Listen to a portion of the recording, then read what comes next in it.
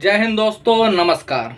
एक बार आर्बिट्रेशन का notice issue हो गया तो फिर कभी सेटलमेंट नहीं होगी। जी हाँ दोस्तों, ऐसे कई दिनों से कई रिकवरी एजेंट मेरे क्लाइंटों को, मेरे सब्सक्राइबर्स को और बहुत सारे लोगों को ऐसे मैसेज जा रहे हैं, ऐसे कॉल्स पे बताया जा रहा है कि अगर एक बार आप लोन की पेमेंट नहीं करते हो, क्रेडिट कार्ड की पेमेंट नहीं करते हो और उसके बाद आर्बिट्रेशन का नोटिस इशू हो जाता है, तो उसके बाद आपकी लोन की सेटलमेंट कभी भी कोई भी नहीं करवा पाएगा। आपकी सेटलमेंट बिल्कुल ही रद्द हो जाएगी। और बहुत सारे लोगों का मेरे पास मैसेज आ रहा था और कमेंट सेक्शन में लोग पूछे जा रहे थे कि सर ऐसा क्या रियलिटी में है, क्या ऐसा सच्चाई में हो सकता है?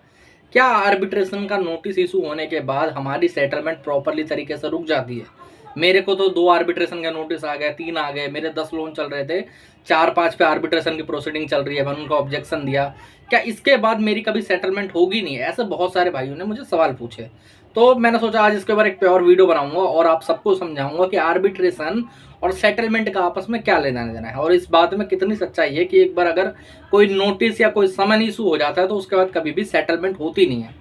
ऐसा कहा जाता है ना, बहुत सारे चौनी छाप, बहुत सारे 10वीं फेल रिकवरी एजेंट ऐसी बातें बोले जा रहे हैं। तो मैं पहले तो क्लियर कट ना तुम सबको समझा देना चाहता हूँ, आर्बिट्रेशन एंड काउंसलेशन एक्ट का मतलब क्या है। देखिए, जब आप किसी प्रकार का कोई भी लोन लेते हो या फिर कोई भी क्रेडिट कार्ड लेते हो, क्रेडिट कार्ड भी एक प्रकार का लोन ही है, एक प्री अप्रूव्ड लोन है वो भी, ठीक है। कई लोग सोचते हैं कि हम लोगों ने क्रेडिट कार्ड ले रखा है, उसके अंदर तो कोई हो नहीं सकती चीज़ है, क्रेडिट कार्ड में क्या ही कर लेंगे, सिर्फ लोन के अंदर ही सारी चीज़ होती है। ऐसा नहीं है। आर्बिट्रेशन की प्रोसीडिंग क्रेडिट कार्ड में भी हो सकती है, लोन्स में भी हो सकती है, चाहे वो लोन सिक्योर हो, अनसिक्योर हो, ऐसा कोई भी लोन हो उसके अंदर आर्बिट्रेशन हो सकता है, ठीक है। अब कई भाई लोग पूछेंगे सर मैंने तो लोन ऑनलाइन लिया है, मैंने कहीं पर कोई साइन नहीं करा, मैंने कोई क्लॉज में नहीं साइन करा, मैंने लोन ऑनलाइन लिया है। और कई लोग बोलते हैं मैंने ऑफलाइन लोन लिया, उन्होंने बोला जहाँ पर साइन करना है मैंने वहाँ पर साइन कर दिया। और क्रेडिट कार्ड में तो मैंने कुछ ज़्यादा करा भी नहीं, तो उसके अंदर आर्बिट्रेशन कैसे हो सकती है? देखो मेरे भाई, आप लोगों ने चाहे तो लोन ऑफलाइन लिया हो, चाहे तो लोन ऑनलाइन लिया हो, ठीक है। जब आपने OTP डाली, अगर ऑनलाइन लिया होगा तो वहाँ पर बहुत सारे क्लॉज आते हैं, आप सब उसको टिक करते जाते हो, टिक मार्क कर रहे हो ना, टर्म्स एंड कंडीशन टिक करे जा रहे हो। अब वो टर्म्स एंड कंडीशन आपको तो इतना छोटा दिखता है, लेकिन उसके अंदर कम से कम नहीं 100-150 पन्ने होते हैं और उसी सारे क्लॉज होते हैं कि लोन NPA कब होगा, राइट ऑफ कब होगा, रिकवरी एजेंट आपको फ़ोन कैसे करेंगे। कई लोग बोलते हैं ना कि सर इतने ज़्यादा कॉल क्यों आते हैं, तो मेरे भाई आप लोगों ने वहाँ पर एक क्लॉज साइन करा होता है, जिस क्लॉज के मुताबिक वो लोग 60 से लेकर 70 घंटे तक हफ्ते में आपको कॉल कर सकते हैं। वैसे ये टेक्निकली वैलिड तो नहीं है, लेकिन वो लोगों ने अपने क्लॉज पे साइन करा है तो वो उसका दुरुपयोग करते हैं, उसका फायदा उठाने की ट्राई करते हैं। अब उसी में से एक क्लॉज होता है आर्बिट्रेशन एंड काउंसलेशन एक्ट। ओके, इसी के द्वारा आपको आर्बिट्रेशन एंड काउंसलेशन के नोटिस आते हैं। अब आर्बिट्रेशन में भी अलग अलग तरीके के नोटिस आएंगे।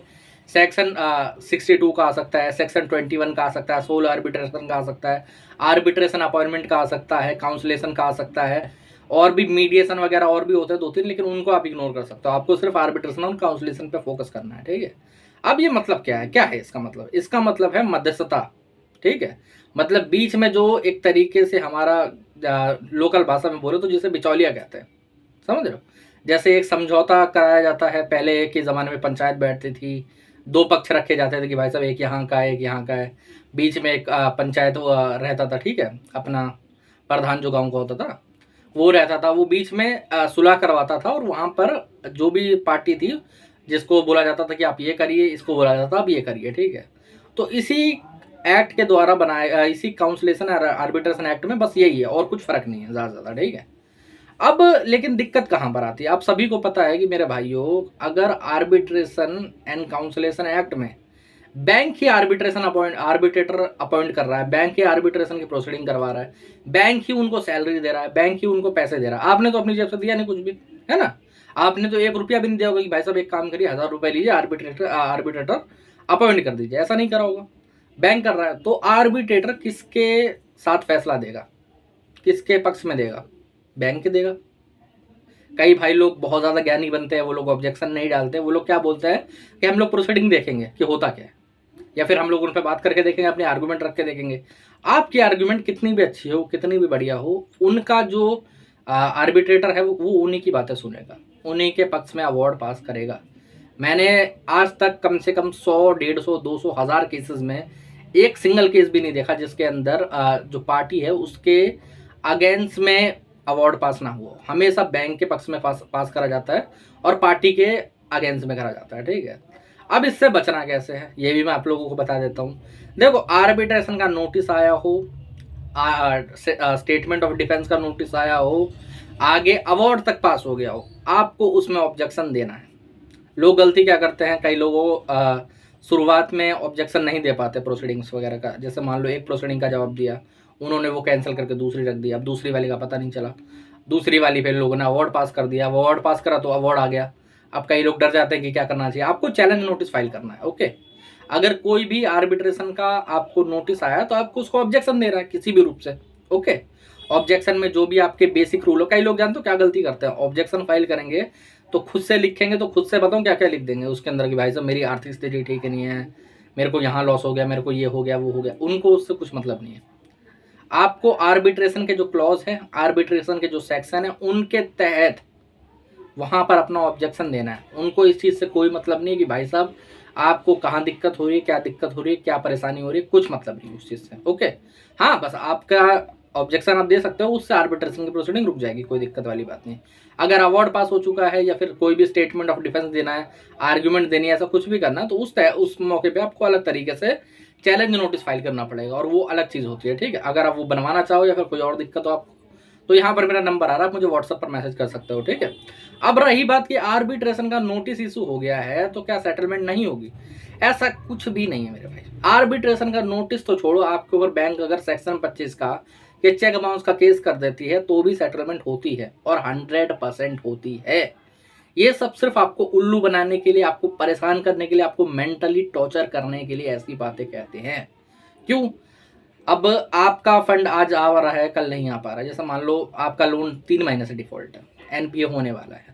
अब वो लोग कुछ कर तो पा नहीं रहे, क्योंकि आजकल हर कोई नॉलेज वाला बंदा है, हर कोई कोई हमारे वीडियो देख रहा है, कोई किसी और को देख रहा है, समझ जा रहा है हर कोई, है नहीं। लेकिन इन लोगों को क्या है कि डर सब में पैदा करना है। डर क्या कर देंगे, जिस चीज़ से आप वाकिफ नहीं होंगे, जिस चीज़ के बारे में आपको पता नहीं होगा। जैसे मान लो कोई चीज़ आर्बिट्रेशन क्लॉज के बारे में बता दिया, कई लोगों का लोन छोटा होता है 5 लाख का, 10 लाख का, तो उन्हें डर में जानते क्या बोलते हैं कि भाई साहब डीआरटी में आपका केस चला जाएगा। अब डीआरटी में 20 लाख से नीचे का केस जाता ही नहीं है। ये सब सिर्फ इनका डर, इनकी प्रॉब्लम्स बढ़ाने का तरीका है। मैं आप सबको कहना चाहूँगा कि ये लोग जो बातें करते हैं ना, उनको तोड़ना सीखो, समझना सीखो कि भाई साहब इन बातों को कैसे तोड़ा जाए। अब जैसे मान लो आप पे कहा जाए कि भाई साहब आर्बिट्रेशन का नोटिस इशू हो जाएगा तो फिर आपकी सेटलमेंट नहीं होगी, तो आपको जानते हैं ना क्या जवाब देना है, कहते हैं बढ़िया बात है भाई, सेटलमेंट मेरे को करनी ना है, मेरे पास पैसे ही ना है।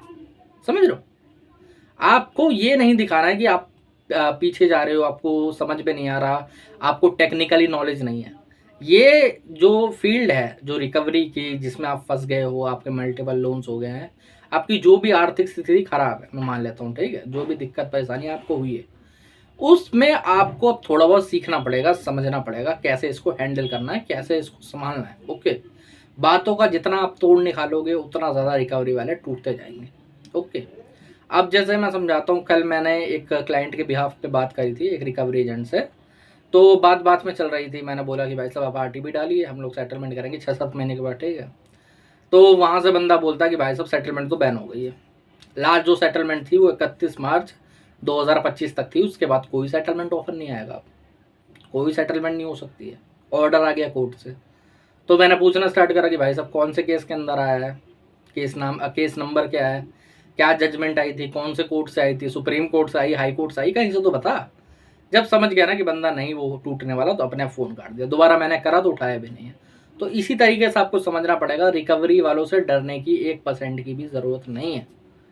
बात क्या है कि ये लोग आपको उलझाते हैं, आप उलझते हो, आप लोग अपनी रात की नींद खराब करते हो। रिकवरी वाले तुम्हें सब तब तक परेशान कर सकते हैं जब तक तुम परेशान हो रहे हो। मैं सच्चाई बात बताऊँ तो, ठीक है। आज तुम लोग अपने मन पे हाथ रख के दिल पे हाथ रख के बोल दो कि भाई साहब अब मेरे को कोई टेंशन नहीं है, मेरे को कोई परेशानी नहीं है। कल से देख लेना, ये लोग रिकवरी वाले आपको परेशान नहीं कर सकते। ये लोग जो बातों का तोड़ आपको देंगे ना, आप उसको तोड़ोगे और मरोड़ोगे और इनको ही दे दोगे कि भाई साहब ले अपना ही रख, समझे। अब ये बात है कि भाई ये नोटिस इशू हो गया, ये समन इशू हो गया, इसके बाद सेटलमेंट नहीं होगी, ये नहीं होगा, वो नहीं होगा। मेरे भाई अगर सेटलमेंट बंद हो जाएगी ना, तो ये जो देश है ये चल नहीं पाएगा, पूरा वर्ल्ड नहीं चल पाएगा। और बोलो, ऐसा नहीं है कि सिर्फ इंडिया में सेटलमेंट होती है, हर जगह होती है, हर एक लोन में होती है। चाहे वो सिक्योर हो, अनसिक्योर हो, एजुकेशनल हो, कोई भी हो। ज़्यादातर तो ऐसा अनसिक्योर सिक्योर लोन में डिवाइडेड है, ठीक है, लेकिन कुछ लोन और अलग होते हैं इसके अलावा, ठीक है, उसमें भी सेटलमेंट होती है। सिर्फ और सिर्फ गोल्ड लोन है जिसके अंदर किसी रूप की सेटलमेंट नहीं होती है, बाकी हर एक लोन के अंदर आपकी सेटलमेंट होगी और बहुत ही अच्छा 10 से 20% का ऑफर आपको मिलेगा राइट ऑफ के बाद।